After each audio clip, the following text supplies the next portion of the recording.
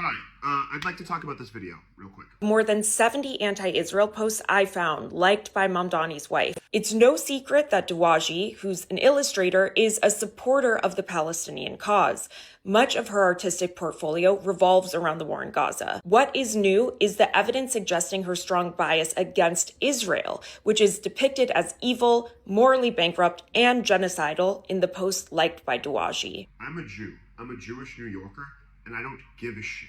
In fact, I actually like the idea that the first lady, the first spouse of New York City, of the city that I live in, openly and publicly identifies with a pro-liberation movement. I want her to be anti-genocide. That's a good thing. Having empathy for Palestinians is no longer a losing political position. In fact, it's a winning one. Zohar Mamdani's electoral victory. He won being unapologetically anti-genocide. Again, I am a Jew.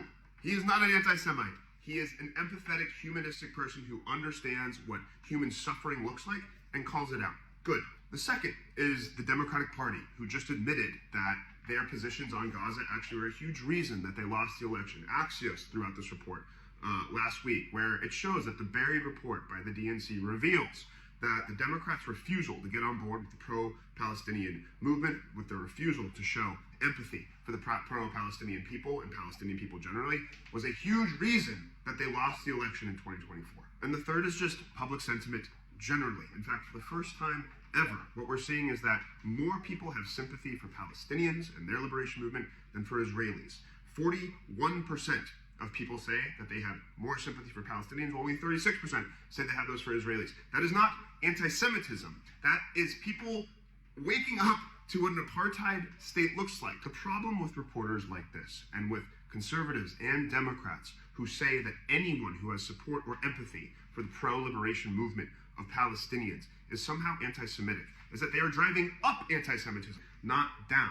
When they say that we are in the pocket of Hamas for believing that maybe genocide is a bad thing, and then they ground that language, they ground that vocabulary in their Judaism, of course that drives up anti-Semitism. And again, I'm a Jew. We don't give a fuck about this story because it's bullshit. And I also view the Israeli government as pretty evil, pretty genocidal, and very morally bankrupt.